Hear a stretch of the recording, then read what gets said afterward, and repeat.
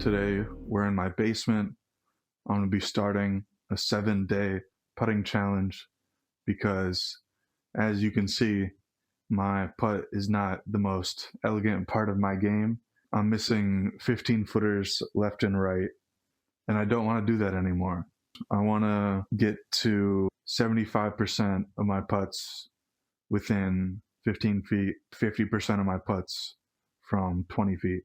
So I've got a setup in my basement right now.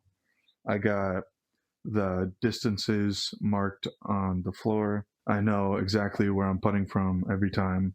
So I'm going to be doing 300 putts every day for 7 days, which kind of sounds crazy now that I'm saying it. I'm going to do 100 from 10 feet, 100 from 15 feet, and 100 from 20 feet. I've got 10 discs right here just to kind of make it simpler for me. They're not all putters, but I'm going to be using them for this. They're just mid-ranges and putters. It's a mix. I know they say you're supposed to use 10 of the same one for practice, but your boy doesn't have the funds like that. So we're going to be using these for now.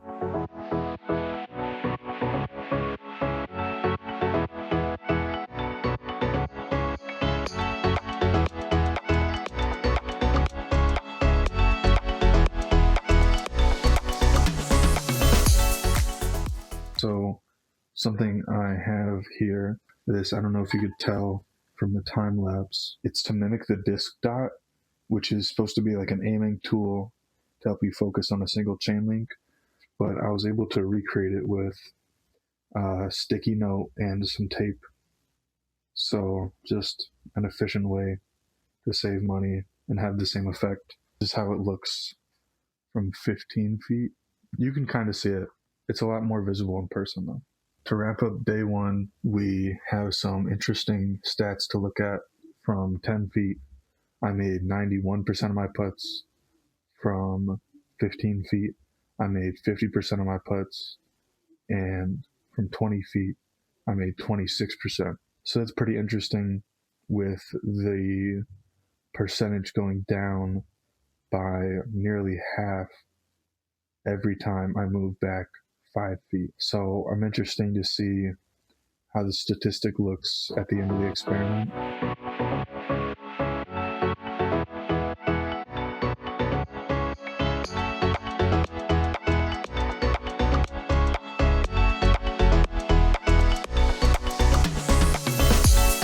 Day 2 complete.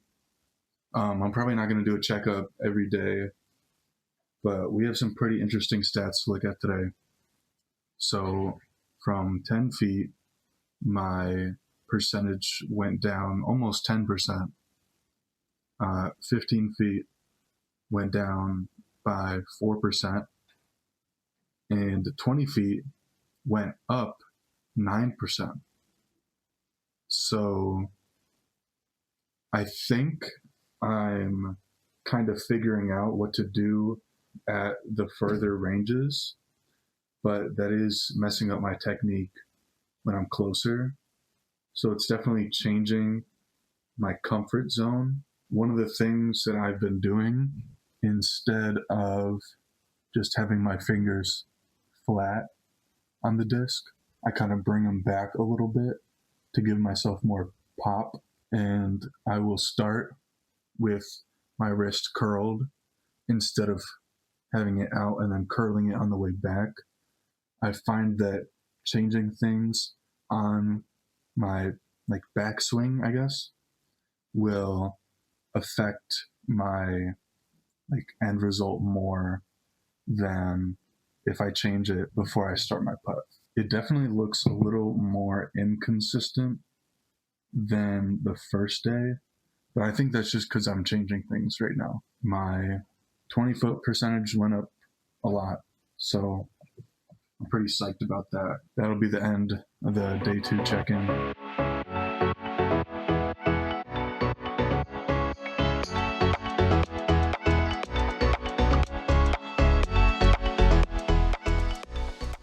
Day 4, I have a new idea for today. I think that it would be more realistic and recreating the game setting, if I were to, instead of doing 100 putts from 10 feet, 100 from 15 feet, and 100 from 20 feet, I would go 10 from 10, 10 from 15, 10 from 20, and repeat that 10 times. So I'm not just getting in the motion of putting from the same distance, so where it's not really challenging me to think at all. So we're going to try that today and see if it produces a different result and see how it affects the stats. I also think that I found a putter that I like. It's the Envy. It's a pretty popular putter. I just like that it has like the right hand feel for me, but also it's a good like plastic type. I'm able to put more pressure on the flight plate so I can get more power out of my throws, because with something a little more premium, it's more bendy when you press down on it. So it doesn't feel as good in my opinion. And I like the more rubberized edges on the Envy also. Day 5, I'm pretty tired today. I did 27 holes at Delwood with Jack, so I'm pretty gassed. I do think that the putting so far has helped my make percentage. I am still struggling with the confidence of making the birdie putts. I started off strong with 2 today, and then I flubbed my approach shot on hole 3. And I did have another birdie putt, but it was a little out of my range. But I think it's more of a confidence issue than a skill issue, because it is different doing it down here instead of doing it on the course.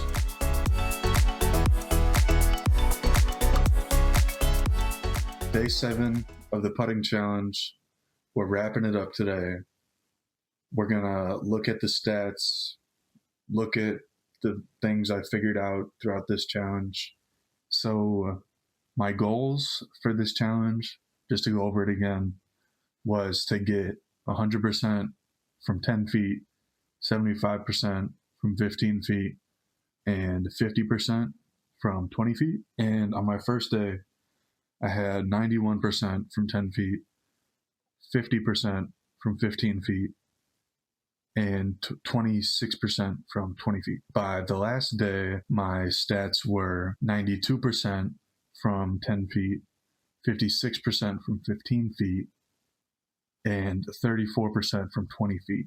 Obviously, I didn't exactly hit my goals, but I did learn a lot of things about my putt and my style of putting on the way. One of the things I learned was that you don't need to sway for every putt. I was very big on rocking back and forth from one foot to the other and then putting. But I realized I just added a variable that made me more inconsistent.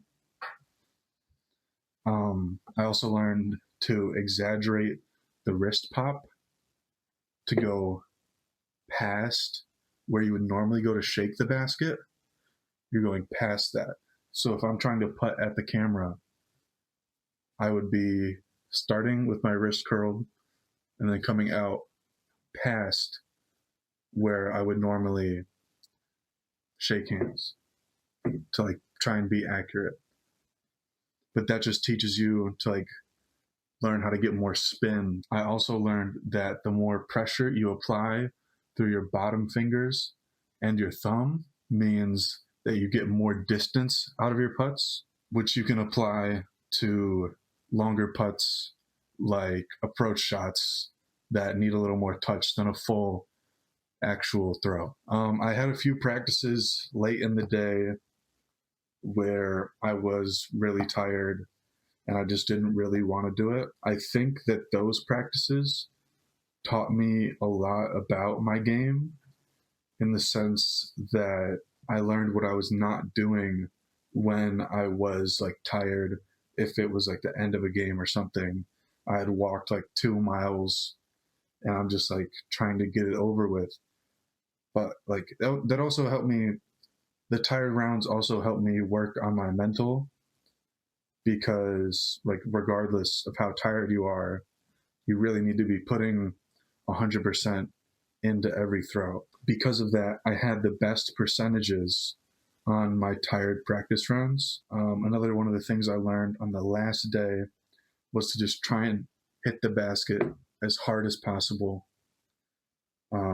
That helps, especially like from further ranges, because I noticed that I would miss low a lot or miss left a lot, which means that I'm either not giving the disc enough power to get to the basket, or that it's has the right height but not enough power to stay going straight before it fades out. One of the things I learned was that if you curl your fingers further back into the disc, obviously not so much that you're like hitting the rim, but to the point where you're able to get more pop as opposed to just laying your fingers. This is not nearly as strong as this.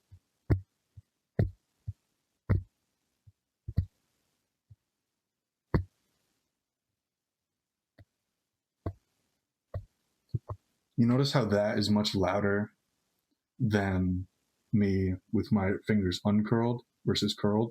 Like I'm trying to put just as much effort into it, and it just doesn't sound the same.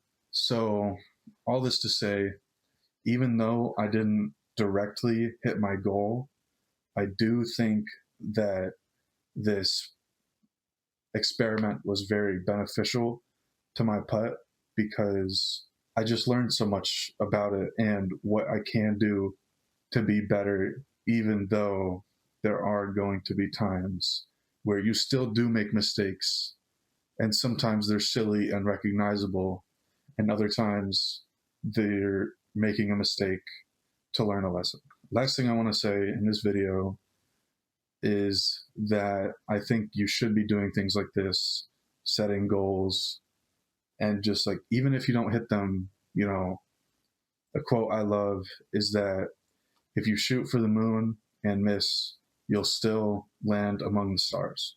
That's all I have to say. Thank you for watching my video. I recommend you guys try and do something like this if you can.